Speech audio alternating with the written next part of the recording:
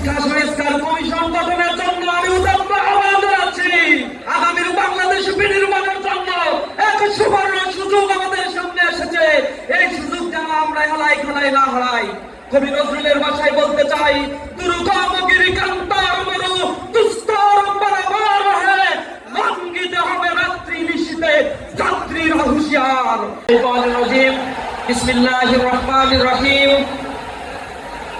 শহীদ আব্দুল মালিক ভাইয়ের স্মৃতি বিজড়িত আজকের এই ঐতিহাসিক সোহরাওয়ার্দী উদ্যানে বাংলাদেশ জামাত ইসলামীর উদ্যোগে আয়োজিত আজকের এই মহাজাতীয় সম্মেলনে আমাদের মাঝে প্রধান অতিথি হিসেবে উপস্থিত রয়েছেন মানবতার মুক্তির আন্দোলন বাংলাদেশ জামাত ইসলামীর সংগ্রামী আমির ডক্টর শফিকুর রহমান সাহেব, অন্যান্য জাতীয় নেতৃবৃন্দ, সম্মানিত সাংবাদিক বন্ধুগণ, উপস্থিত আজকের এই লাখো লাখো জনতা, আসসালামু আলাইকুম ওয়া রাহমাতুল্লাহি ওয়া বারাকাতুহু।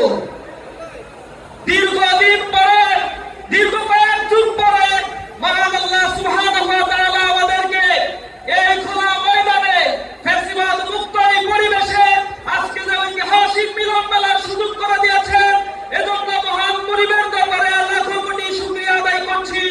রব্বানা লাকাল হামদ হামদান কাসীরান তাইয়িবান মুবারাকান ফীহি।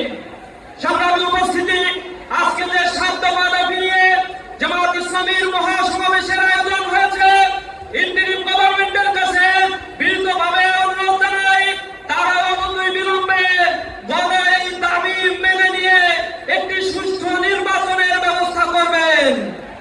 জুলাই এই আন্দোলন যাদের পেটাতলার উপরে দাঁড়িয়ে এই নব বাংলাদেশ বিনির্মাণের স্বপ্ন আমরা দেখছি, এই বাংলাদেশের সেই জুলাই যোদ্ধা শহীদ পরিবারগুলোর পুনর্বাসন, আহত বঙ্গবন্ধু বরণকারী ভাইদের পুনর্বাসন করতে হবে।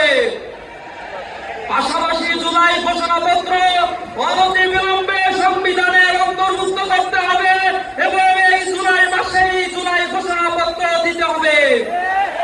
সংগ্রামী উপস্থিতি, এই আন্দোলনের সূতিকাগার সূত্র যেখান থেকে হয়েছিল এই ক্যাম্পাসগুলোতে আমরা দেখেছি, ক্যাম্পাসে বিগত ফ্যাসিবাদের আমলে শিক্ষা ব্যবস্থাকে ধ্বংস করে দেওয়া হয়েছে। শিক্ষা সংস্কার কমিশন গঠনের জন্য আমি উদাত্ত আহ্বান জানাচ্ছি। পাশাপাশি আমি আহ্বান জানাচ্ছি, প্রিয় বন্ধুগণ, আগামীর নির্বাচনে আগামীর বাংলাদেশ বিনির্মাণের জন্য এক সুবর্ণ সুযোগ আমাদের সামনে এসেছে। এই সুযোগ যেন আমরা হেলাই খেলাই না হারাই। কবি নজরুলের ভাষায় বলতে চাই, দুর্গম গিরিকান্তার মরু দুস্তর বরাবর হে, লঙ্ঘিতে হবে রাত্রি নিশীথে যাত্রীর হুঁশিয়ার। আমাদের সজাগ থেকে দৃঢ় কদমে আগামীর বাংলাদেশকে গড়ে তোলার জন্য সর্বশক্তি বিনিয়োগ করতে হবে। সবাইকে সেই উদাত্ত আহ্বান জানিয়ে আমার কথা শেষ করছি। আসসালামু আলাইকুম ওয়া রাহমাতুল্লাহি ওয়া বারাকাতুহু।